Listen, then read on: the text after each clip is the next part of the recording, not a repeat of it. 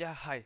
So we will be writing one query for Wikidata. So this is small, you could say it an article or just an introduction of what you can do with Wikidata, and actually just more basic introduction that there are such knowledge graphs that you can use. People are not really that.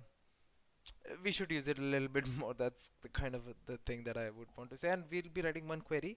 So the query that we'll be writing is simply to get the count of all people that ever have a spouse listed. So basically, like for Amitabh Bachchan, I think we uh, we have spouse listed over here. So basically, that would mean any person that was ever married, based on Wikipedia, even if it's dead or alive. Okay, so that's the query, that's our aim, and I'll be just walking through how do I do it. I'm not that fluent with Wikidata queries itself, but it's super easy. They have this very amazing tool, query.wikidata.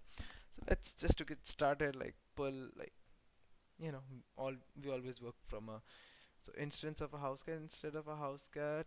Let's actually also open Amitabh Bachchan's Wikidata. So it's an instance of a human. Human is Q5. So we want items that are instances of Q5. You see how easy that is. As soon as I did that, I have selected all the items and the item labels. Item labels would mean the readable uh, part of the every Wikidata entity has a label. So just an example for Q5, the label is human. It's more to it than that. Like you can have labels in different languages and more, but yeah. So the readable format. So I want all items that are instances of human. That's a huge list, right? If I run it, I'll get a huge list. And yes, you are right. That is a huge list of all people according to Wikipedia that are humans. Additionally, I want those items that have spouse. This must have spouse listed, right? Oh, I'm not. I want on spouse. So that is property number P26. I want property with property number P26, and those would be spouse, an item label, and spouse label. If I do, I would just get the people. So see, that's a huge. P25 is mother. We want P26. So this would give me all people that ever have spouse listed. I think our query just might have finished. Limit reached. Yeah, you can query that. Like you should add a limit right there. We will do that. We will do that. But I'm pretty sure this query might just run. Am I missing something? Query for data intro. I wanted to do this as a video just because, like, you also get a feel that I'm not that familiar with Wikidata. Okay, I am a little bit familiar, but I wanted to walk you through it in a way that you can also write such queries. So, what I want basically from my queries will actually then correlate this data with, people say you die early if you are married, like, that long running joke. We'll validate with that with the data. We'll see what the data tells us. To married people, like what's the maximum, like then we'll just filter this search by the people who actually have a deceased date in their yeah, I think we are limited. Let's limit our search. We could just simply write limit 10 here. I think that should work.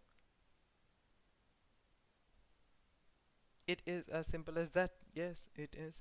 So these are like Julia the Elder was married to Tiberius. Hillary Clinton was married to. This would have double counted, like, but we don't care about that. Right now, let's work with. So yeah,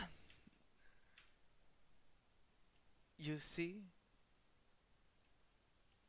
instead of this now, if I go to and simply do something like count the item label items that I get that satisfy this. you will very soon get comfortable with the syntax. This would should return me 10 if I am not 10. It would go through top 10 items that would get returned from here. Damn, I don't know what happened. Yes, so this is the total number of people in Wikidata that have a valid spouse relationship listed, like dead or alive. So that's it. That's the simple query for us getting.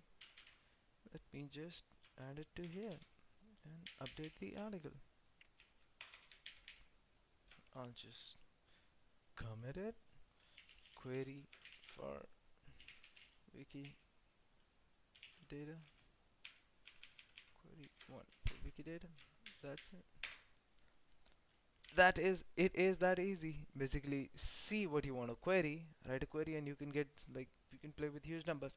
So let's actually start having a little bit more fun and actually see, like, divide this into people that do have certain property and that don't have a certain property.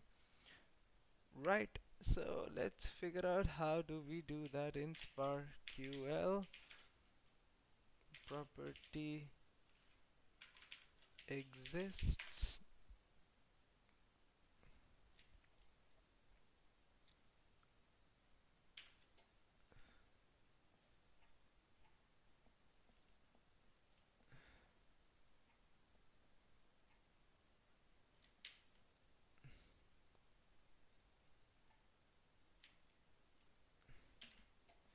That's, yeah, I think